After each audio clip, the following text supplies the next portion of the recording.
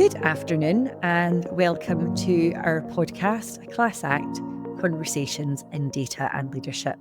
My name is Shannon McKechnie. I'm the Managing Director at MBN Solutions, and today we are joined on the podcast by Adriana Ignat.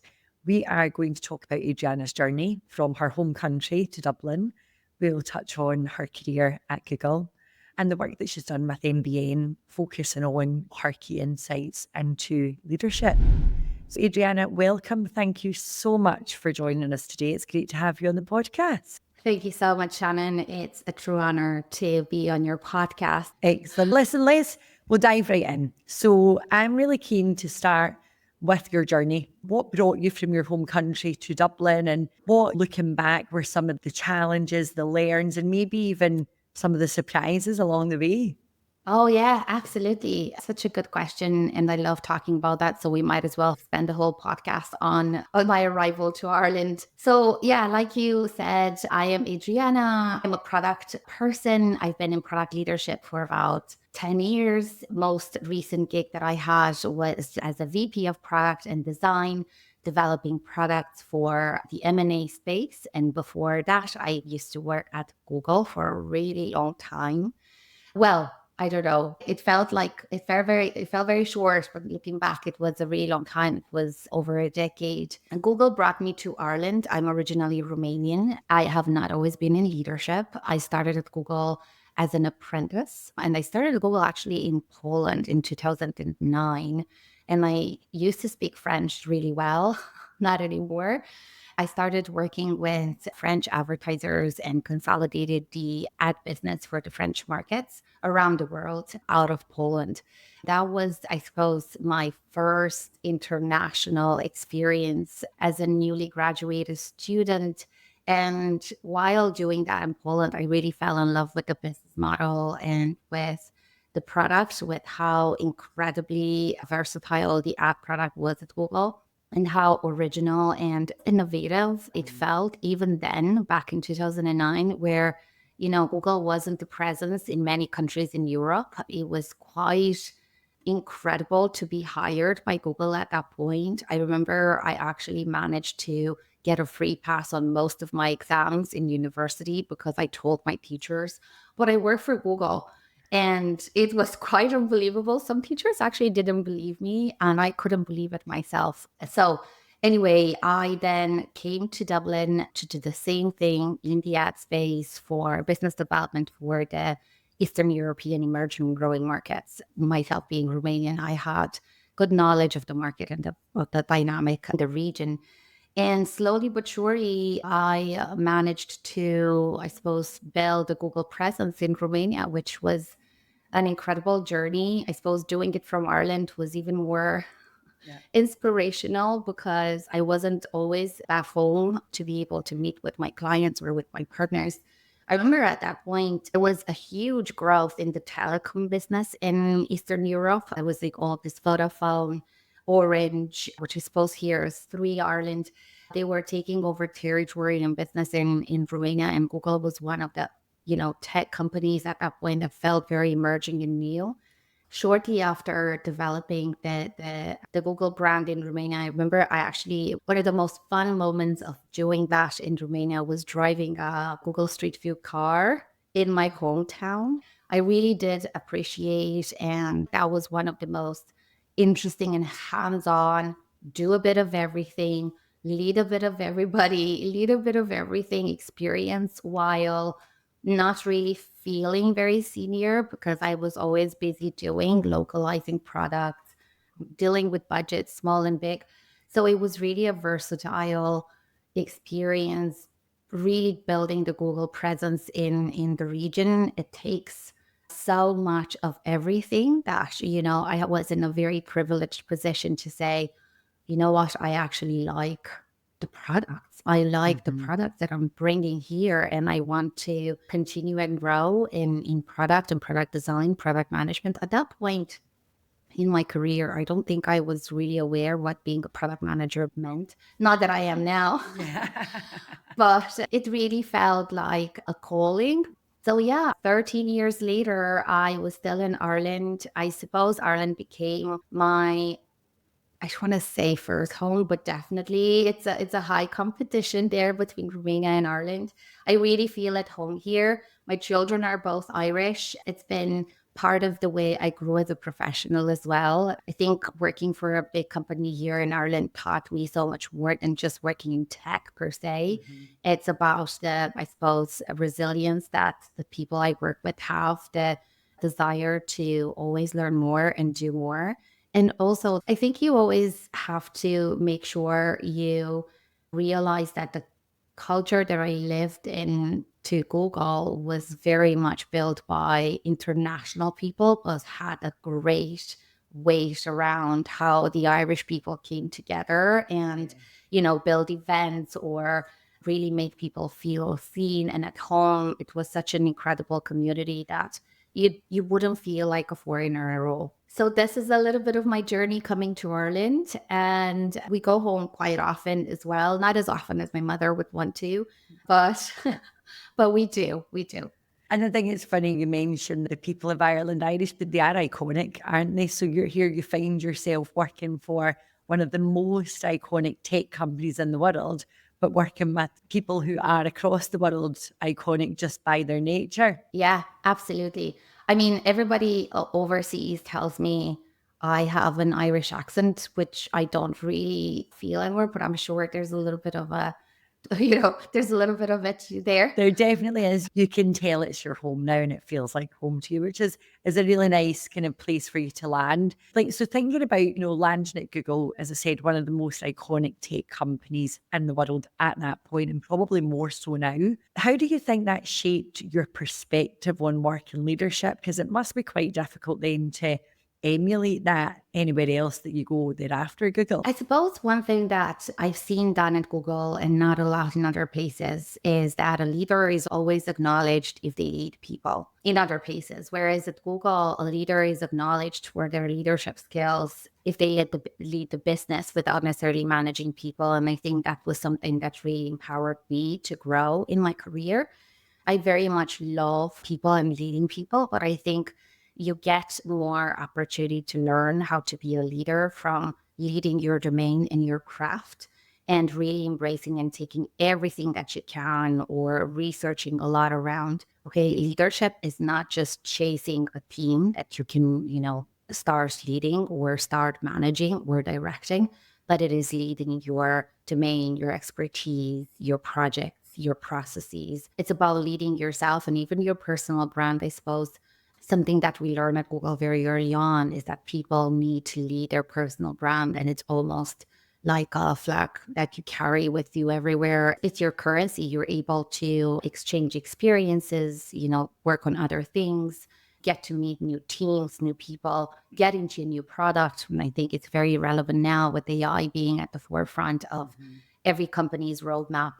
I think at Google, one thing that I really, really, and kind of like stayed with me over time, there is this concept of the Jenga talent. Now, we all know the Jenga towers and the Jenga talent. And I think this is very, very important for all of the teams that I have seen perform really well, both in Google and outside of Google in other companies, is when every person is a Jenga tower and you get stacked with a lot of skills, knowledge, experiences. And if you're able to exchange talent, so pull a piece out and put it into a different tower or help someone else, or maybe mentor someone or get mentored yourself, the tower will not fall. So you have to find the balance of how many things you pull out of a talent. As a leader, I think that's really, really critical. And it's really important to be able to build up your people in a way that their talents are well stacked and stable, but they're also quite exchangeable and they're translatable to either other people they might or other teams they might work with or other sectors of the business or of the project. Whenever I go for an opportunity as a leader, but also as an individual contributor, if you want to make the difference between a leader being a manager of people or not, I think about my Jenga tower. I dissect it a lot because I want to make sure that I stack talents that I don't already have, or if I am to stack talents that I already have, I want to exponentially grow them. So it has to make a difference to my balance overall as a leader and as an individual contributor. So that's how, when you pull something out of it, my stacked talents don't just, all fall on the floor. Um, I think this is something that Google shapes in people and in its leaders very, very well from the onset. It's also the reason why I stayed there for so long. I think overall, with these big companies, you will see everyone who leaves them will always say they're going to miss the people. People are incredible. They have brilliant minds. And there's something really, it's an odd feeling. You can be both humbled and inspired at the same time by all the talent that you have around you. And wherever you will go, you will try to replicate that because I wouldn't call it a drug, but it's definitely an addiction. It's definitely something that brings the best out of you as an individual as well. And I think over time, being in that kind of environment is really teaching you how to push your bar up as well. And a lot of people in this pursuit of pushing the bar will rely on good quality leadership. So I think if you only are in the pursuit of being competitive with your peers or with yourself sometimes, right? Without having the right resources, the right development plan for yourself, the right examples and role models around you, even people you're being, friends with to help you, empower you, bring the best out of you. It's kind of a solitary journey. And I don't know whether it works or not to do that and to really take advantage of getting better at your craft, at your domain, or at your leadership style. I love that. And, the Jenga Tower thing, I'm going to use that. Thank you for sharing that insight. Because Yeah, absolutely. it's really good to understand how these big organizations, how do they look at leadership? What's the construct that they provide? So it sounds as though that's something that you've obviously taken with you after you've gone. Would you say that's the one thing that you still carry with you today from Google, or is there anything else that was so influential that you still rely on Yeah, today? I think that's kind of the thing that I carry with me as enabler of people. However, for myself, what I always carry with me is the curiosity across everything. I sometimes get into projects I was just curious about. And I think it's this drive that Google and other tech companies, big companies, are able to instill in people. Or perhaps it's the other way around, that the people are already curious. And this is how they learn and grow, through curiosity. It's a genuine curiosity around new domains or new teams, new ways to relate to the market, new ways to talk to your customers, new ways to listen to your users. And I think that curiosity really applies to everything. And I think it's a huge personality trait of mine as well. I think it's more socially accepted that people are more curious as they start their careers. People are more encouraged to be curious, where to learn or to go. And I think Google has taught me to stay curious and ambitious about things, ambitious about finding, I don't know the right answer, but something that looks like the right answer and works. And then maybe one other thing that I would apply always as a product mind, and I think it is my North Star, even after all of those years of having done and worked with complex products and technology stacks. I would always filter out with the user. I think Google does this very, very well. Other companies in the space too. They will apply the filter of the user feedback to everything they do. And I think this is something that I've carried in my career really well. And I really enjoy that part of this job as well, of this, I don't know, profession, if you want. Um, Talking to your users very early on and prioritizing that against things that may seem more important in the moment, using that as, if you want, the North Star, the compass of every single technical decision that you're going to make, like really putting it at the center of everything you do, will ensure that you're going to be a great product manager, a great leader of your product, a great leader of your team as well. Great user feedback and confirmation that your strategy works. And in order to go that route, I would always say something that I do quite a lot is to get in touch with my users daily. I talk to users on a daily basis. Love that. And I think it's such a key point that you made. You can want something to work, and if you allow ego to take over, you can make the wrong decisions. But if you listen to your user, your Yeah, customer, you're more likely to have that long-term success. So a really key point to make. absolutely. And I think that as people grow in their careers and they become renowned leaders, and I've seen this happen both with myself and with other leaders in the space, we're going back to that curiosity. Curiosity is no longer necessarily driving your leadership values. It's actually the ego and the experience. And it's only human that that shift happens quite often. But I would always say, and I would always try to do a bit of the both. Definitely trust yourself to the point where, you're to the limits of your experience, of your knowledge, of your skills, of your expertise, but look at it through a frame of curiosity and really deal with the imperfection thought that you might not know everything. And that's okay because other people do. And this is how, success is not an individual achievement. It's definitely a team effort. Bill, I think that's a really great way to look at it, and probably speaks volumes about the success that you've had within the product space, Adriana. It's probably a good time to signpost a little bit of our journey and when we started speaking to each other. So our relationship started forming actually as you were looking to exit Google and do something different. And I've had the opportunity to work with you as a candidate, and then you started your new role also in building out that team. So I'm really keen to sort of chat through from your perspective now, having done it successfully at Google, but then going somewhere different and having to do that again. What do you look for in others when you're spotting talent for building a team from bottom up? Yeah, obviously there's always a bar of skill set and I suppose versatility of their experience. I like that Jenga tower. I look for that Jenga tower in people. And I like people who show up with the ability to deal with the imperfection of, maybe I haven't necessarily been involved in product management before. I've maybe done sales management or sales development, but I can identify the skills and the knowledge that would be transferable here. I'm just giving, an example. I think most importantly, and something that I always look in people is the ability to recognize what they know really well and how to speak to how they would use it to meet the goals of either the role or the business or the project. And I think it's always interesting when you talk to a lot of candidates, and especially now where AI will create incredible CVs. Well, they're going to be very lofty, lots of skills lined up, and you're kind of looking at your CV. It's like, wow, this is an incredible person.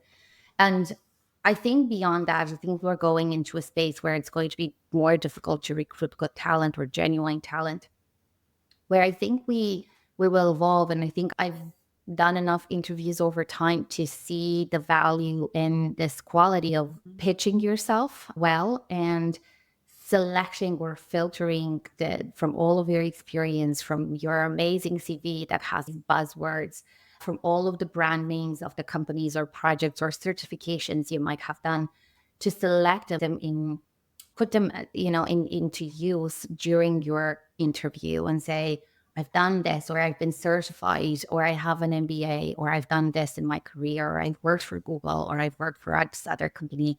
Here's how it will benefit the role. Or show that you've done, I suppose, research around what the role really means. Maybe talk to someone who has this role already. It's so easy today to find people you can talk to and have similar roles of similar seniority, even in your current companies before you even go and, try out new things. I suppose when I built the team, both in Google and outside of Google, I've always looked for people who are able to translate what they did or what they are good at into what was relevant for me as the hiring company or representative for the hiring company. And to bring that truth through very concise examples, because sometimes when you bring examples from your past career, it's hard. The interviewer will take time to assess whether that's the right example to the anecdotes you're looking for, testing, or evaluating against. So what I often do, and I save the candidate from trying to bring an example from their past career by offering them a hypothetical or merely hypothetical solution of a situation that I know they're going to have to deal with if they were hired.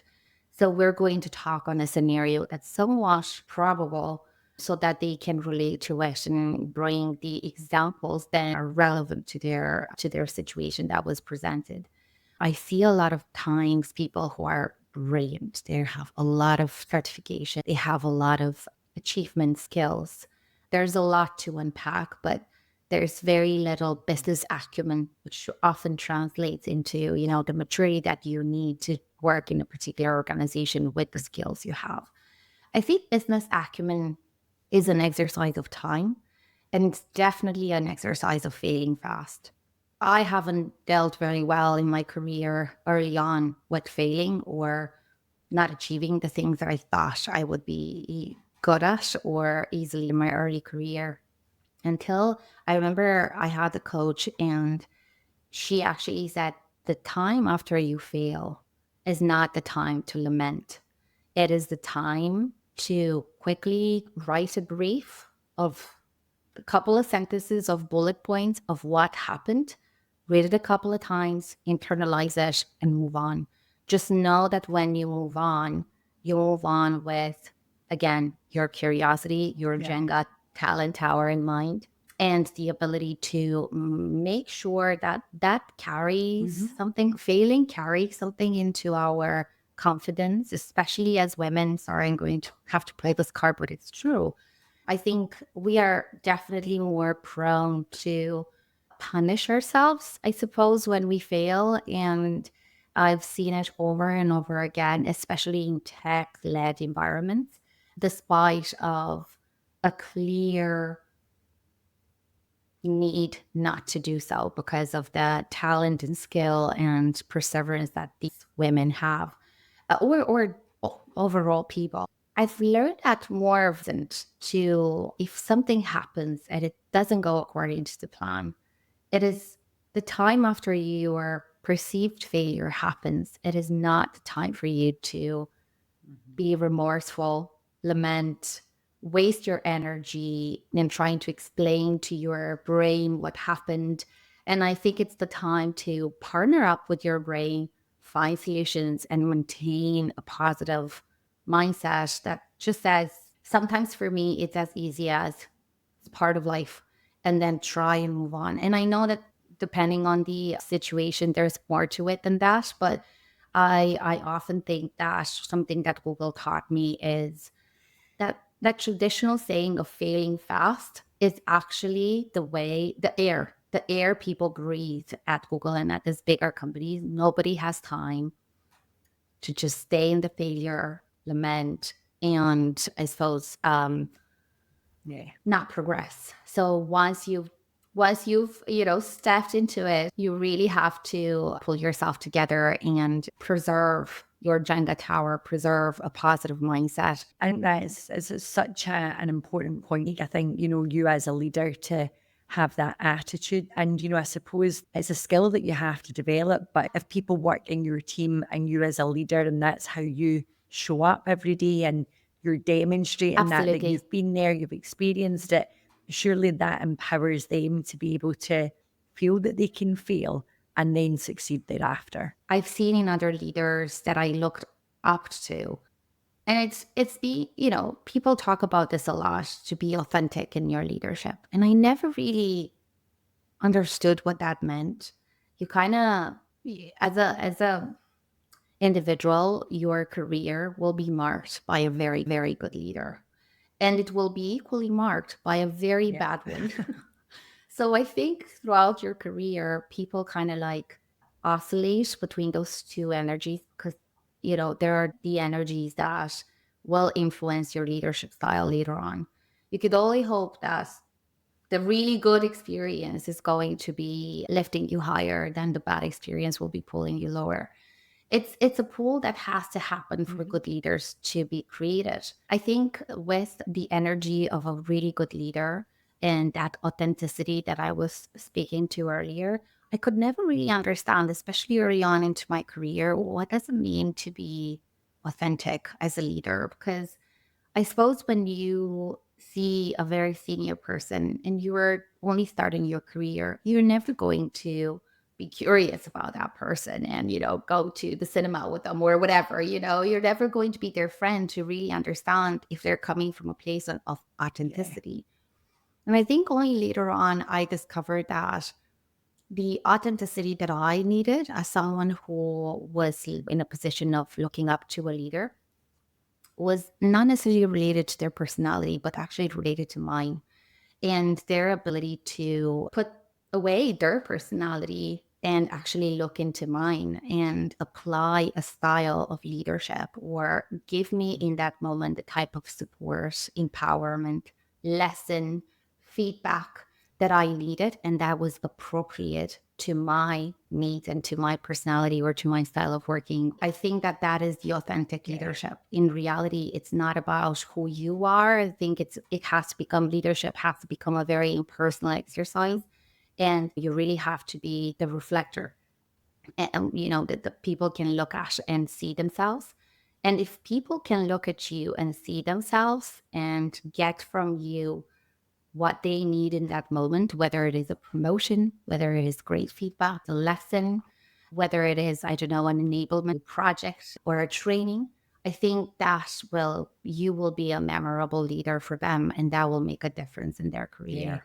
I think that's such a powerful insight because, thinking back to even my early days in leadership, to turn up authentically, I didn't know how could I, because it's early in your leadership career. How can you Yeah. do that? But also, we're all constantly evolving and changing. And actually, if you're showing up, authentically as yourself, then that could actually be quite challenging for other people who are trying to get to know you. So I think it's a really key point that you make about being clear about what authenticity means within leadership. And I think, we all have different versions of that, but I think the version that you've just described there is actually sort of cleared up in my own mind. So thank you for that. That was really, really useful. It's not an I suppose, and it wasn't an insight for me to digest and to appropriate over time. I was always trying to, if you don't have an authentic leader, I suppose what will happen is the team will become unauthentic because they will try to constantly please the leader who remains Mhm. themselves and who thinks that they are leading through authenticity by being themselves and by wanting certain things, which is obviously you have to bring yourself into work and everybody has their own personality and the right to be themselves in work. But as a leader, you need to also embark on the journey of allowing other people's authenticity to maybe shine brighter than Yeah, yours because you're going to grow through that.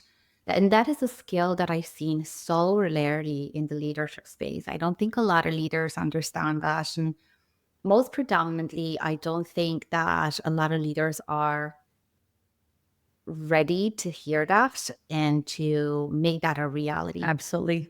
because we all lead every day to day, we all lead with some sort of imposter syndrome. And I think that is also a truth bomb that was served to me very early on in my career, which makes it very difficult to draw the line between I suppose, what will they think of me? Or should I be this other person that they would respect more? And I think again, it's much easier said than done. And especially for women, I can see more women leaders suffer from imposter syndrome, but this doesn't mean that once you've unlocked the truth about, your authenticity and what does it mean to be vulnerable, what does it mean? People will always say, one of the great qualities of being a leader is to be vulnerable.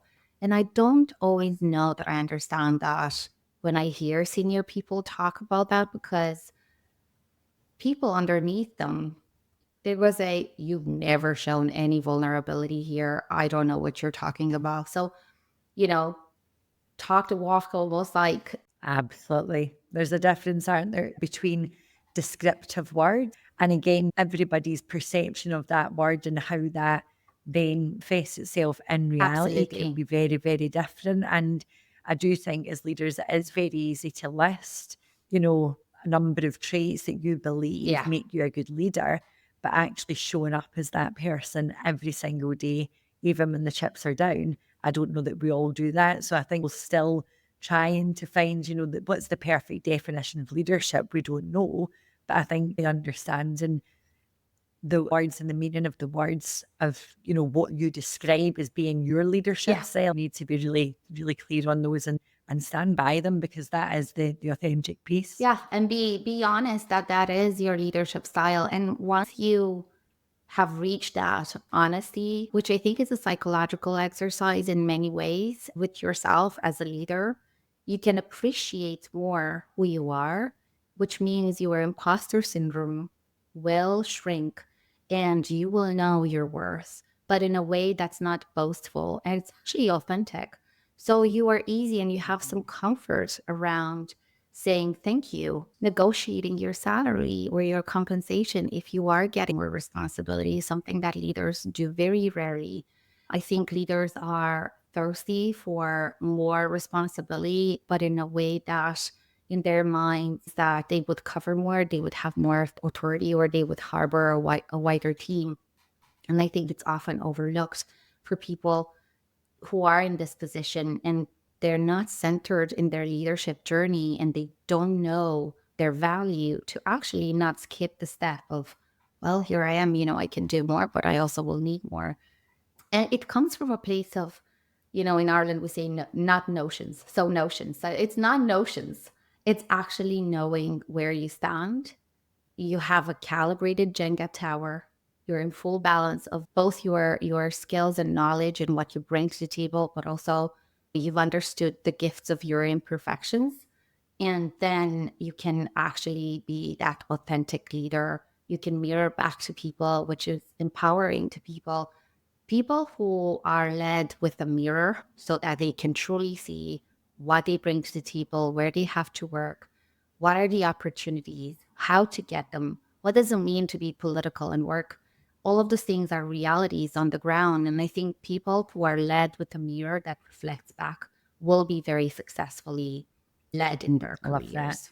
And as we're talking about the traits of leaders and, the traits of leadership, are there any that you think are undervalued in today's workplace, or traits that are maybe overlooked that are, critically important?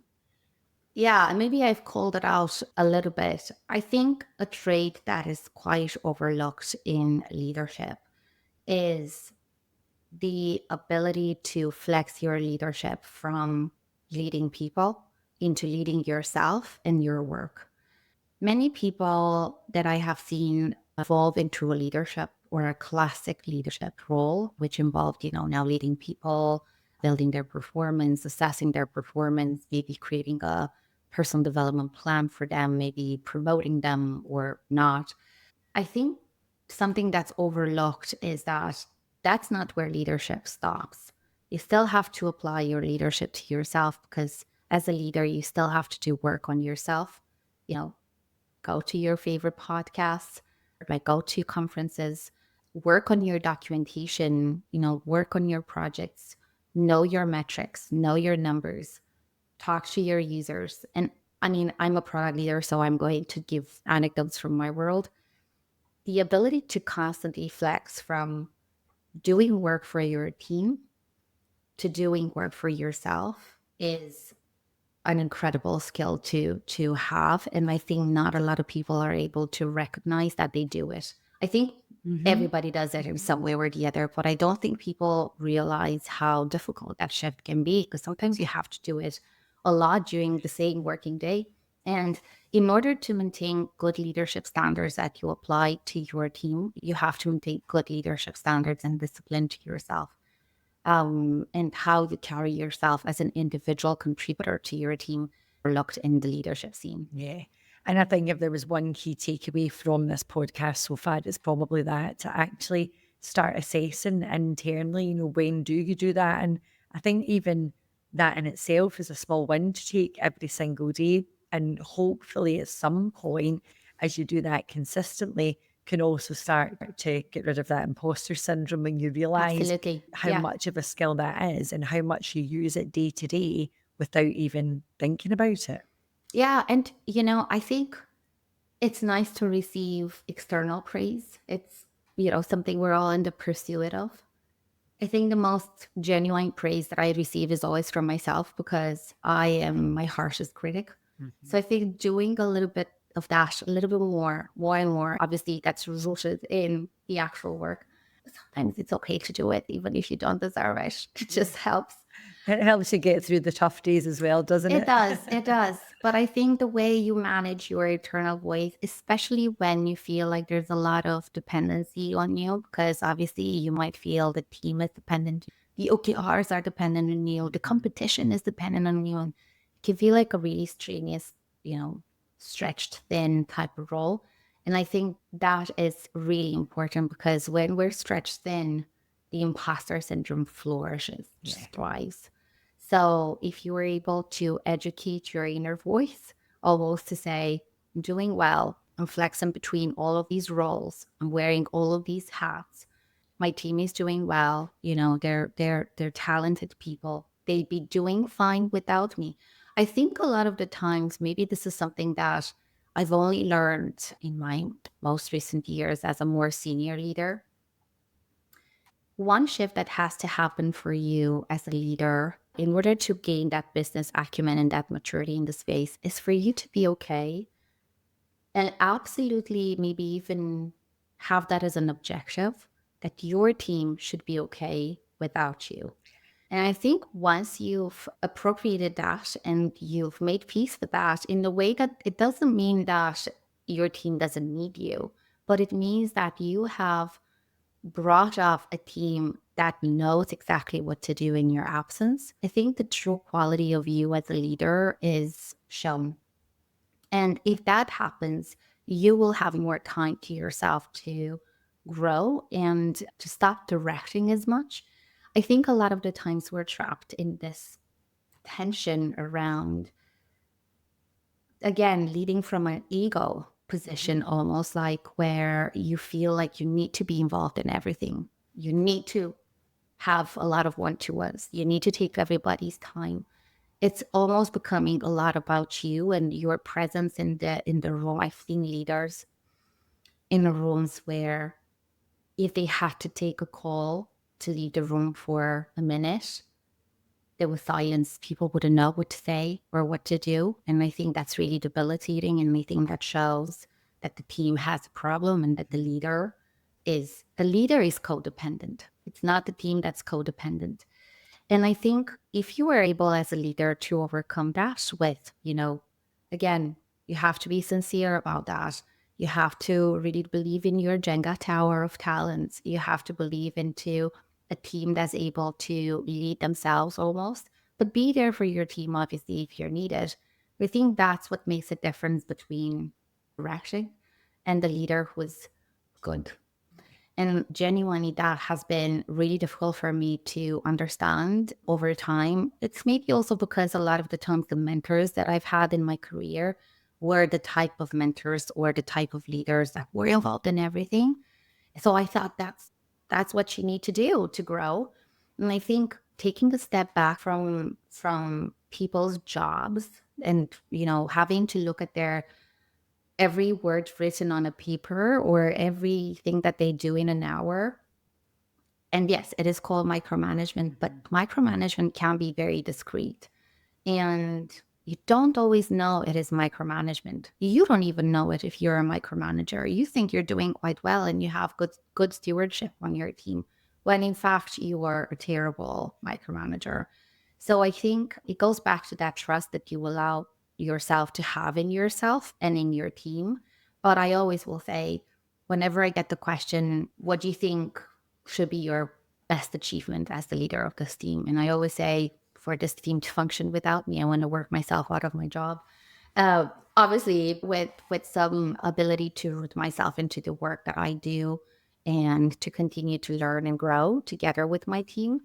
But I would say a lot of the people that I've seen lead well don't even know what you do, but they somehow know how to help you Yeah. because they see a level higher or two levels higher than where you are.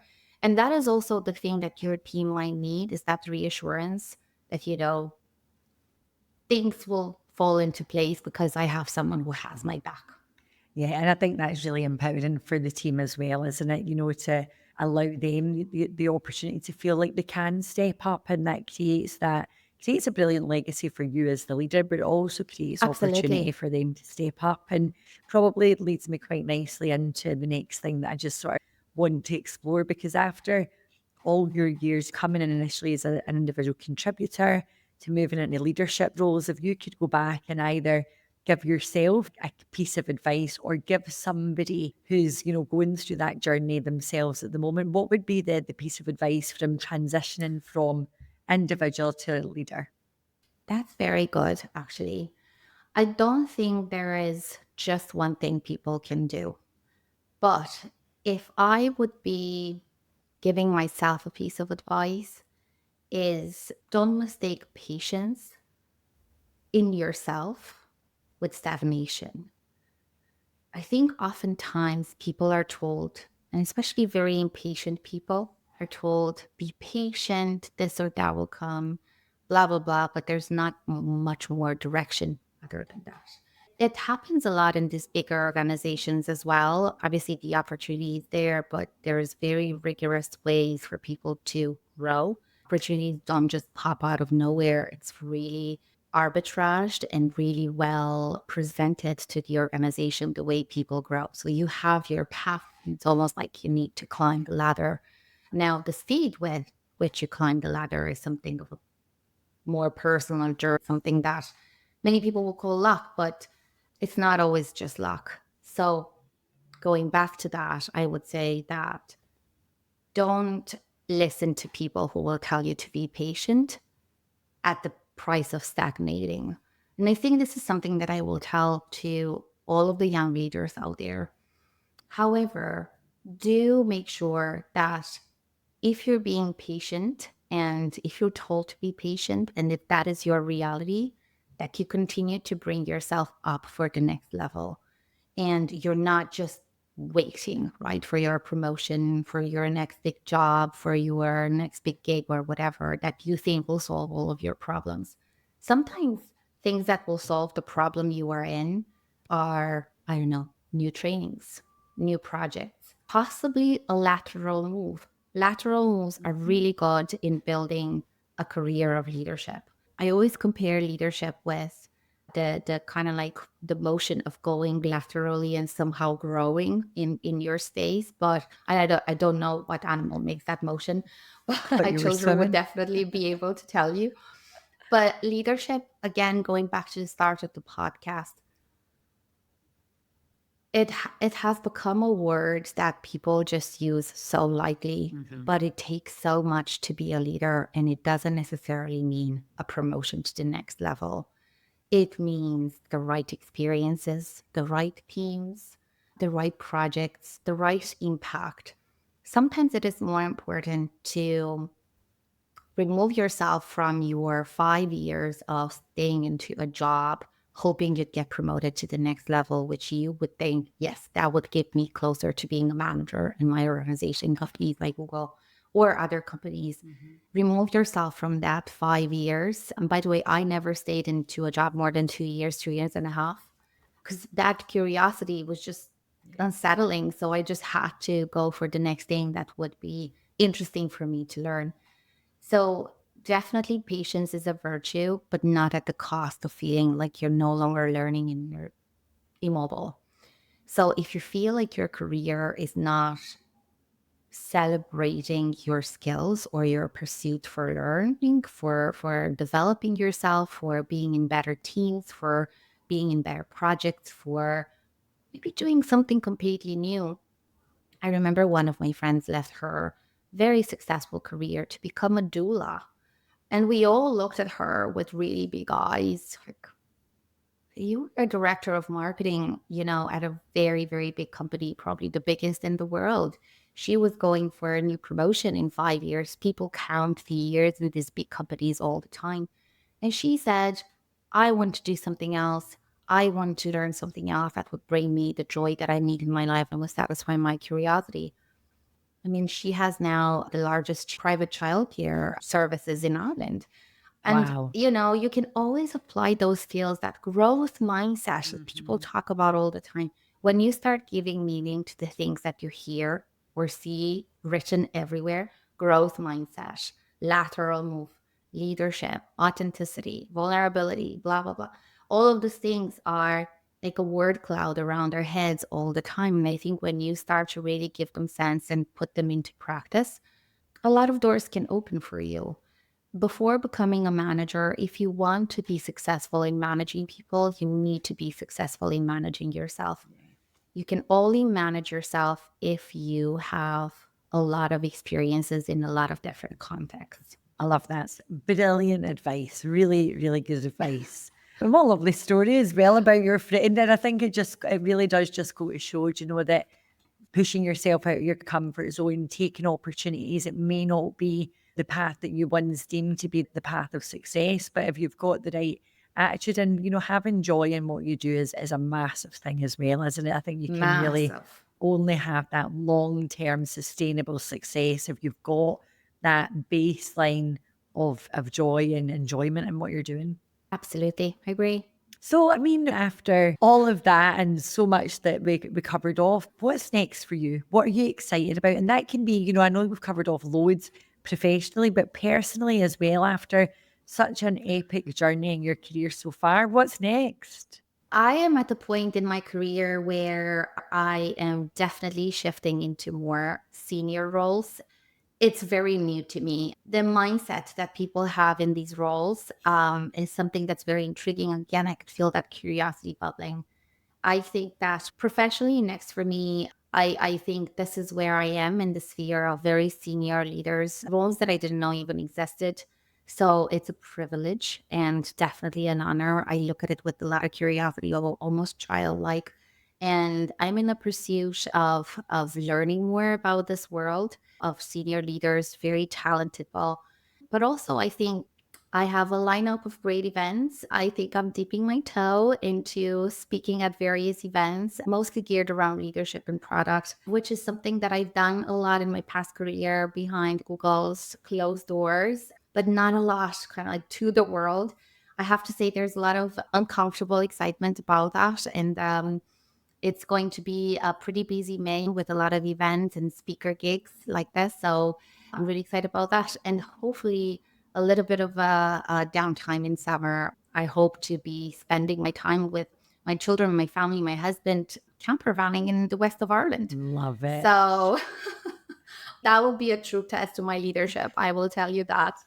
Well, what a nice balance. And I definitely hope to go over. And it's great to see you pushing yourself out of those comfort zones, taking on new challenges, and love to come to watch you stand on a stage and give this insight to lots more people. So make sure you've got VIP.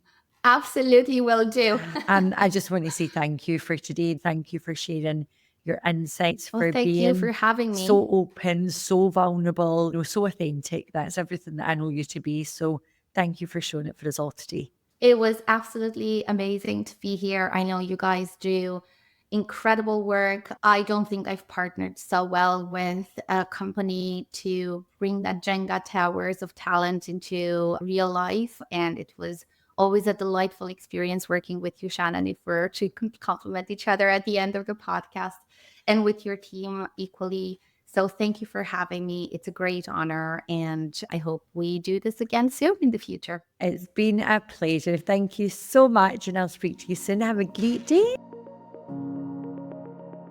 Thanks for listening to A Class Act. If you've enjoyed the episode, make sure to follow the show so you never miss a conversation. And if you're building a data team or making a key leadership hire, reach out to us at MBN Solution using the link in the show notes.